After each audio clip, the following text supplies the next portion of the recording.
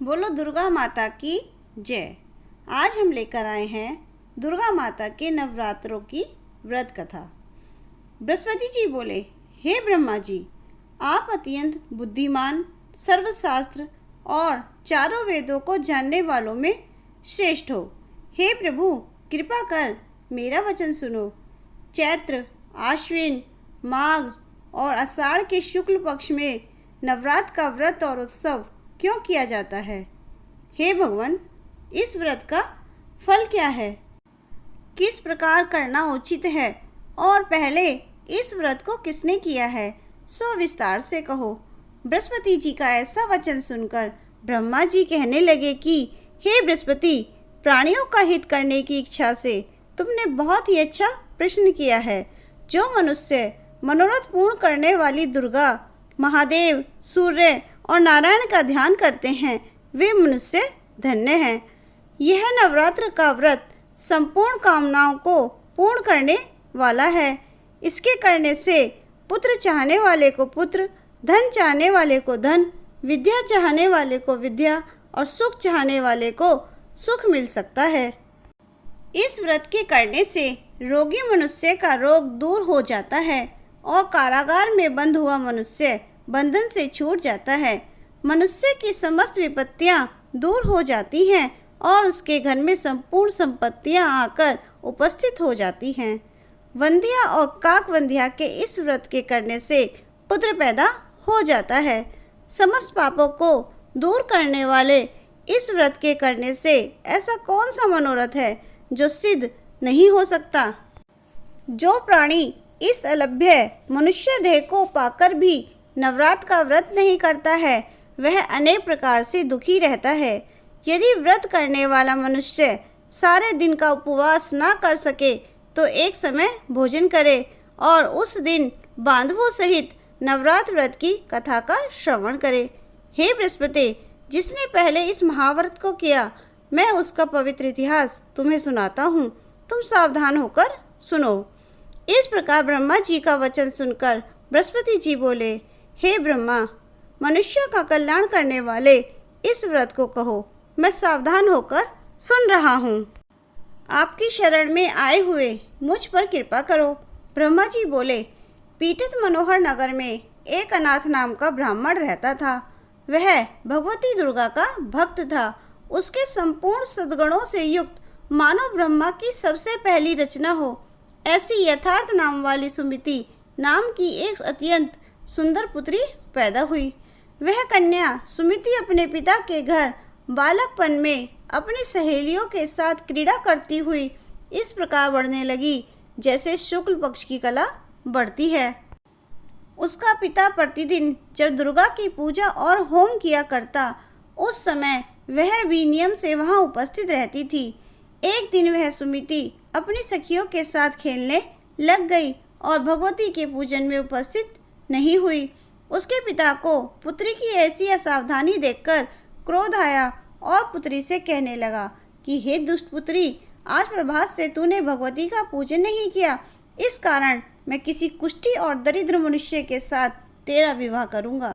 इस प्रकार कुपित पिता का वचन सुनकर सुमिति को बड़ा दुख हुआ और पिता से कहने लगी, हे पिताजी, मैं आपकी कन्या हूँ, सब तरह से आपके अधीन हूँ। जैसी आपकी इच्छा हो मेरा विवाह कर सकते हैं, पर होगा वही जो मेरे भाग्य में विधाता ने लिखा है। जो जैसा कार्य करता है उसको फल भी उसी कर्म के अनुसार मिलता है, क्योंकि कर्म करना मनुष्य के अधीन है पर फल देव के अधीन है। जैसे अग्नि में पड़े हुए तृणादि उसको अधिक प्रतित्व करते हैं, उसी प्रकार अपनी कन्या के ऐसे निर्भयता से कहे हुए वचन सुनकर उस ब्राह्मण को और अधिक क्रोध आया। तब उसने अपनी कन्या का विवाह एक कुष्ठी के साथ कर दिया और अत्यंत क्रुद्ध होकर पुत्री से कहने लगा, जाओ जाओ, जल्दी जाओ और अपने कर्म का फल भोगो। देखें भला भाग्य के भरोसे रहकर क्या करती है। इस प्रकार से कहे हुए पिता के कटु वचनों को सुनकर सुमिति मन में विचार करने लगी कि अहो, मेरा बड़ा दुर्भाग्य है जिससे मुझे ऐसा पति मिला।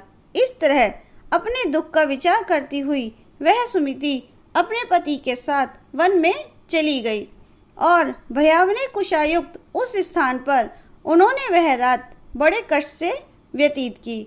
उस गरीब बालिका की ऐसी दशा देखकर भगवती पूर्व पुण्य के प्रभाव से प्रकट होकर सुमिति से कहने लगी कि हे दीन ब्राह्मणी, मैं तुम पर प्रसन्न हूँ। तुम जो चाहे वरदान मांग सकती हो। मैं प्रसन्न होने पर मनवांछित फल देने वाली हूँ। इस प्रकार भगवती दुर्गा का वचन सुनकर ब्राह्मणी कहने लगी कि आप कौन है जो मुझ पर प्रसन्न हुई हैं? यह सब मुझसे कहो और अपनी कृपा दृष्टि से मुझ दीन दासी को कृतार्थ करो। ऐसा ब्राह्मणी का वचन सुनकर देवी कहने लगी कि मैं आदि शक्ति हूँ और मैं ही ब्रह्मा विद्या और सरस्वती हूँ। मैं प्रसन्न होने पर प्राणियों का दुख दूर कर उन्हें सुख प्रदान करती हूँ। हे ब्राह्मणी, मैं तुझ पर तेरे पूर्व जन्म के पुण्य के प्रभाव से प्रसन्न हूँ। तुम्हारे पूर्व जन्म का वृतांत सुनाती हूँ, सुनो। तू पूर्व जन्म में निषाद भील की स्त्री थी और अति पतिव्रता थी। एक दिन तेरे पति निषाद ने चोरी की। चोरी के कारण तुम दोनों को सिपाहियों ने पकड़ लिया और ले जाकर जेल खाने में कैद कर दिया। उन लोगों ने तुझे और तेरे पति को भोजन भी नहीं दिया। इस प्रकार नवरात्र के दिनों में तुमने ना तो कुछ खाया और ना ही जल पिया।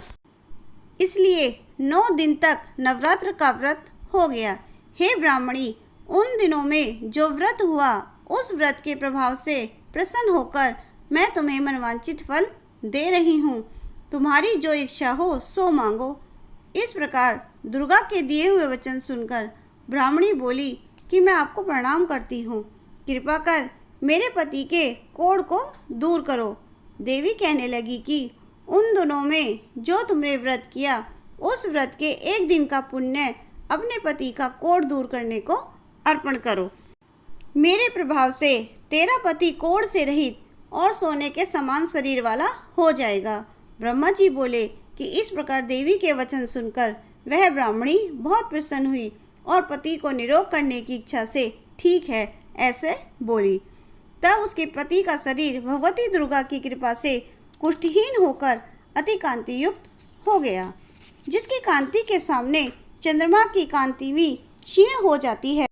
वह ब्राह्मणी पति की मनोहर देह को देखकर देवी को अति पराक्रम वाली समझकर स्तुति करने लगी। हे दुर्गे, आप दुर्गति को दूर करने वाली, तीनों जगत का संताप हरने वाली, समस्त दुखों को दूर करने वाली, रोगी मनुष्य को निरोग करने वाली, प्रसन्न होने पर मनवांछित वस्तु देने वाली और दुष्ट मनुष्यों का नाश करने वाली हो। तुम ही सारे जगत की माता और पिता हो। हे अम्बे, मुझ नि अपराध अबला का मेरे पिता ने कुष्ठी मनुष्य के साथ विवाह कर मुझे घर से निकाल दिया। उनकी निकाली हुई मैं पृथ्वी पर घूमने लगी। आपने ही मेरा इस आपत्ति रूपी समुद्र से उद्धार किया है। हे देवी, मैं आपको प्रणाम करती हूँ, मुझ दीन की रक्षा करो। ब्रह्मा जी बोले कि हे बृहस्पति, इस प्रकार उस सुमिति ने मन से देवी की बहुत स्तुति की और उसके द्वारा की हुई स्तुति को सुनकर सुमिति पर देवी को बहुत संतोष हुआ और ब्राह्मणी से कहने लगी, हे ब्राह्मणी, तेरे उद्दालक नाम का अति बुद्धिमान, कीर्तिमान और जितेंद्रिय पुत्र शीघ्र ही होगा। ऐसा कहकर वह देवी उस ब्राह्मणी से फिर कहने लगी कि हे ब्राह्मणी, और जो कुछ तेरी इच्छा हो वही मनवांछित वस्तु मांग सकती है। ऐसा भगवती दुर्गा का वचन सुनकर सुमिति बोली कि हे दुर्गे, अगर आप मुझ पर प्रसन्न हैं तो कृपा कर मुझे नवरात्र व्रत विधि बतलाइए। हे दयामयी, जिस विधि से नवरात्र करने से आप प्रसन्न होती हैं उस विधि तथा उसके फल को मुझसे विस्तार पूर्वक कहें। इस प्रकार ब्राह्मणी के वचन सुनकर माँ दुर्गा कहने लगी कि हे ब्राह्मणी, मैं संपूर्ण पापों को दूर करने वाली नवरात्र व्रत की विधि बतलाती हूँ, जिसको करने से समस्त पापों से छूटकर मोक्ष की प्राप्ति हो जाती है। आश्विन मास में शुक्ल पक्ष की प्रतिपदा से लेकर 9 दिन तक विधि पूर्वक व्रत करें। यदि दिन भर का व्रत ना कर सकें तो एक समय भोजन करें। पढ़े लिखे ब्राह्मणों से पूछकर घट स्थापना करें और वाटिका बनाकर उसको प्रतिदिन जल से सींचें। महाकाली, महालक्ष्मी और महासरस्वती की मूर्तियां बनाकर उनको नित्य विधि सहित पूजा करें और पुष्पों से विधि पूर्वक अर्घ्य दें। बिजोरा के फूल द्वारा अर्घ्य देने से रूप की प्राप्ति होती है और जायफल से कीर्ति तथा दाग से कार्य की सिद्धि होती है। आंवले से सुख और केले से भूषण की प्राप्ति होती है। इस प्रकार फलों से अर्घ्य देकर यथाविधि हवन करें। खांड, घी, गेहूं, शहद, जौ, तिल, विल्व, नारियल, दाख और कदम से हवन करें। गेहूं से होम करने से लक्ष्मी की प्राप्ति होती है। खीर तथा चंपा के पुष्पों से धन और पत्तों से तेज एवं सुख की प्राप्ति होती है। आंवले से कीर्ति और केले से पुत्र होवे। कमल से राज सम्मान और दाखों से सुख और संपत्ति की प्राप्ति होती है। खांड, घी, नारियल, शहद, जौ और तिल, इनसे तथा फलों से होम करने से मनवांछित वस्तु की प्राप्ति होती है। व्रत करने वाला मनुष्य इस विधान से होम कर आचार्य को अत्यंत नम्रता के साथ प्रणाम करे और यज्ञ की सिद्धि के लिए उसे दक्षिणा दे। इस महाव्रत को पहले बताई हुई विधि के अनुसार जो करता है उसके सब मनोरथ पूर्ण हो जाते हैं। इसमें तनिक भी संशय नहीं है। इन 9 दिनों में जो कुछ दान आदि किया जाता है उसका करोड़ों गुना फल मिलता है। इस नवरात्र का व्रत करने से ही अश्वमेध यज्ञ का फल मिलता है। हे ब्राह्मणी, इस संपूर्ण कामनाओं को पूर्ण करने वाले उत्तम व्रत को तीर्थ, मंदिर अथवा घर में ही विधि के अनुसार करें। ब्रह्मा जी बोले, हे बृहस्पति, इस प्रकार ब्राह्मणी को व्रत की विधि और फल बताकर देवी अंतर्ध्यान हो गई। जो पुरुष या स्त्री इस व्रत को भक्तिपूर्वक करता है वह इस लोक में सुख पाकर अंत में दुर्लभ मोक्ष को प्राप्त होता है। हे बृहस्पति, यह दुर्लभ व्रत का महात्म्य मैंने तुम्हारे लिए बतलाया है। ऐसे ब्रह्मा जी के वचन सुनकर बृहस्पति जी आनंद के कारण रोमांचित हो गए और ब्रह्मा जी से कहने लगे कि हे ब्रह्मा, आपने मुझ पर अति कृपा की जो अमृत के समान इस नवरात्र व्रत का महात्म्य सुनाया। हे प्रभु, आपके बिना और कौन इस महात्म्य को सुना सकता है। ऐसे बृहस्पति जी के वचन सुनकर ब्रह्मा जी बोले, हे बृहस्पति, तुमने सब प्राणियों का हित करने वाले इस अलौकिक व्रत को पूछा, इसलिए तुम धन्य हो। यह भगवती शक्ति संपूर्ण लोकों का पालन करने वाली है। इस महादेवी के प्रभाव को कौन जान सकता है।